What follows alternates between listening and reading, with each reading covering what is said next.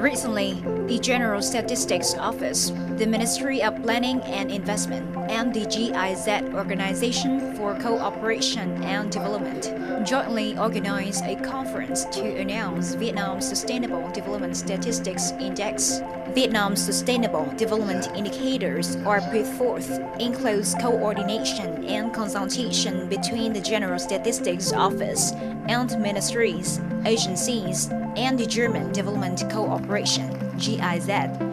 The set of statistical indicators of sustainable development in Vietnam consists of 158 statistical indicators, ensuring the compatibility and international comparison, but still meeting the practical conditions, as well as the sustainable development needs of Vietnam.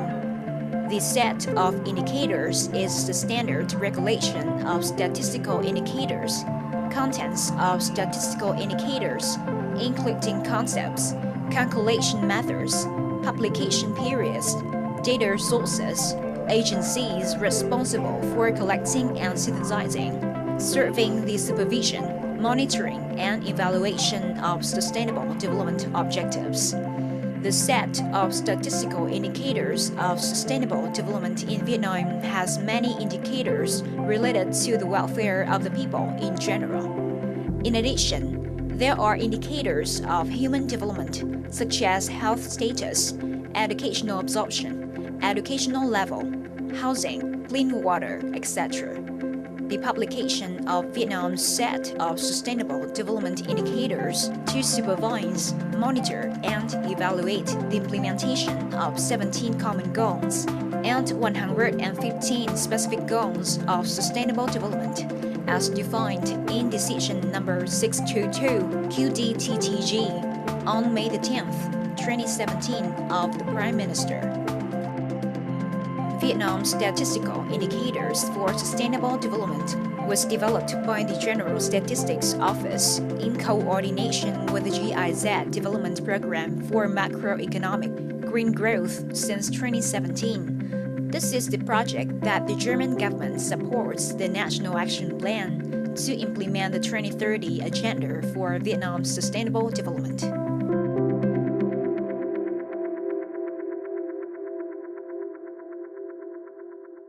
Greetings from Vietnam on VTC10 Net Viet. Recently, the set of Sustainable Development Indicators has been announced here in Vietnam. So what are these indicators and how to apply those indicators in Vietnam?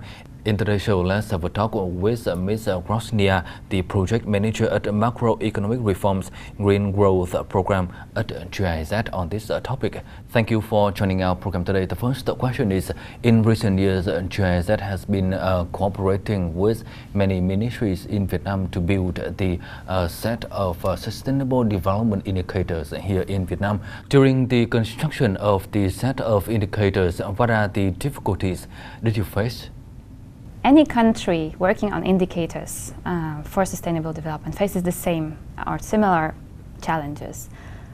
How to design an indicator that we can find data for, that we can find a responsible agency that is going to collect the data, and that is indicating for us, for the country, for the relevant agencies, the progress towards the SDGs, towards sustainable development goals. Really in Germany, in Colombia, and in different countries where we've worked with indicators, indicator development, we saw very similar challenges in that respect. Collecting data and producing indicators is also something that requires some budget, that requires coordination, coherence, that requires international coordination with the United Nations, who are also driving the process. So it's very complex. It's very complex also because the indicators are so intertwined. They are intersectoral, while our governments usually are very sectorally built. So I would say that those were the major difficulties. And I think in Germany, the government of Germany decided to reduce the complexity, so they only decided to adopt 63 indicators. In Colombia and Vietnam, there is a wider range of indicators. different approaches, but nevertheless, the challenges remain similar. Even for the 63 indicators in Germany, there are 7 of them where the data is not collected yet, is missing. Sustainable development is the goal that every country is aiming for. So can you share with us about the experience in applying this set of indicators in your country? Germany has very early on included the implementation of the Agenda 2030 for Sustainable Development in its national sustainability strategy. So there was already a strategy, and then they decided to build it on the principle of Agenda 2030. This is also the process where the Statistics Office in Germany developed, also in a very consultative process with state actors, non-state actors, academia, private sector, 63 indicators, as I mentioned before, with 4 new ones that were added in 2018. So you see that the strategy was actually also updated, it's being updated from now and then. So in 2018 there was an update of the strategy where they added, they felt that adding 4 new indicators would be beneficial in the process. The very interesting part of this plan, or of the implementation of the Agenda 2030, is that not only SDGs and indicators are being monitored, but also the principles of Agenda 2030, like leaving no one behind, or joint responsibility. So this is also reflected in the report, where there is actually a chapter focusing on that.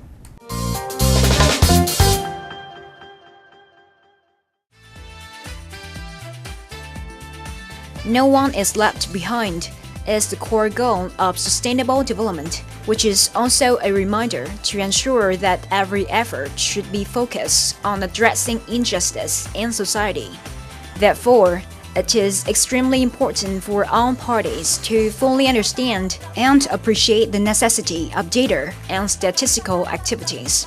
These are the shared ideas at the conference announcing the new set of Sustainable Development Indicators for Vietnam in Hanoi.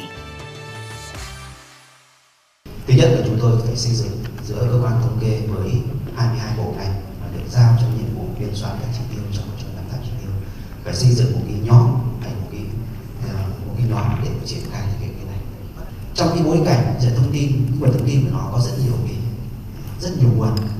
Không phải chỉ dựa vào điều tra thống kê, không phải chỉ dựa vào cái hồ sơ hành chính, không phải chỉ dựa vào cái chế độ báo cáo thống kê. Hiện nay chúng ta còn có cả big data, hay là dữ liệu mở là chúng ta cần phải nghiên cứu để thu thập. Cũng có những chỉ tiêu có khi là thu thập qua cái big data hay là dữ liệu mở là rất là tốt, mà không cần phải làm điều tra. Cho nên khi xác định cái nguồn thông tin để biên soạn từng cái chỉ tiêu một, đó là ưu tiên thứ hai để đảm bảo tính khả thi của ngành thống kê tiếp tục. Indicator that we didn't have exactly in MDGs, and it's very much related to women's empowerment and women's equality, which is the indicator of gender-based violence or violence against women. How are we going to find this information? The priority there is really, in one way, in being as efficient as possible to implement measures to measure these phenomena that we know are negative.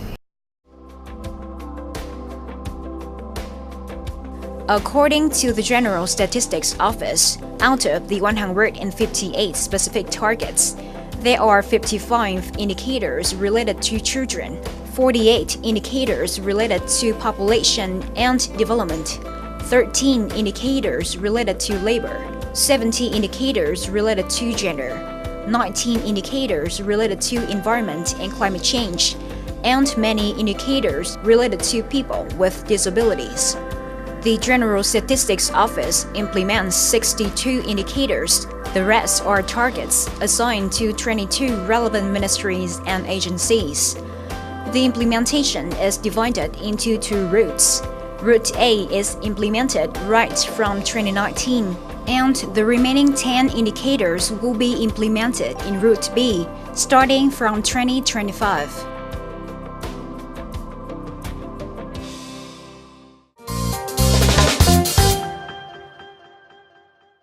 Today, the set of Sustainable Development Indicators was announced here in Vietnam. What are the advantages and also the challenges in applying this set of indicators in Vietnam? I think there are a lot of advantages in having a set of indicators because sustainable development can be anything and everything. Well-being, health, education, it's just so broad. So having a set of indicators that defines the scope of what sustainable development is makes it easier to reflect on the process. How far have we come? What need for action do we have? Who is going to be required to take action on several issues?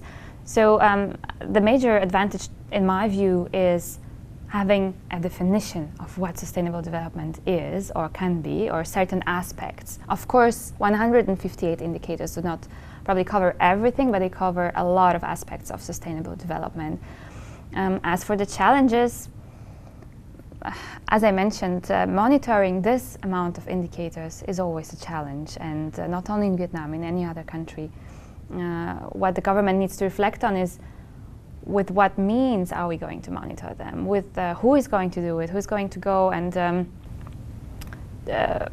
talk to the communities, the local communities that are also part of the process or play a very important role in fact.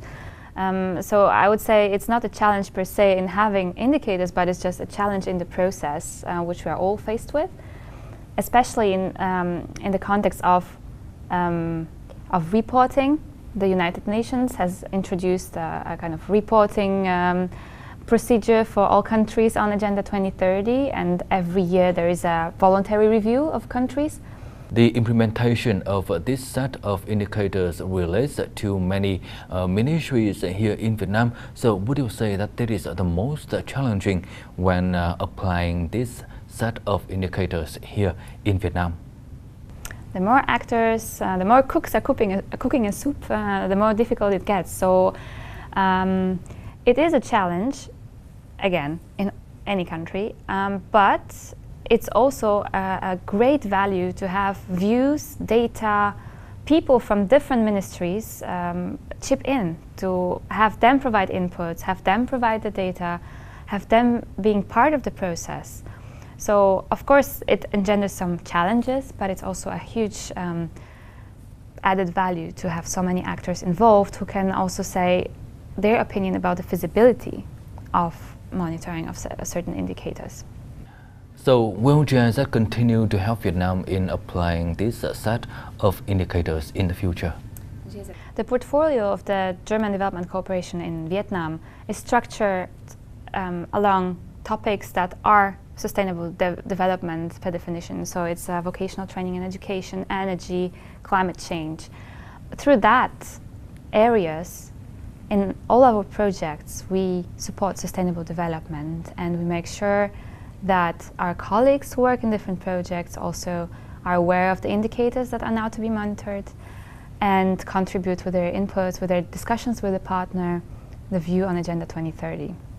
So GIZ, implementing projects on behalf of the German government, obviously is really actively involved in very different areas of sustainable development and also SDGs, and will continue doing so. Yes. Once again, thank you for joining us and for your sharings today. And that's all we have for this episode of Trien Vietnam today. For comment and feedback, don't hesitate to write to us at trienvietnam@netvietttv.net. Thank you for watching and goodbye for now.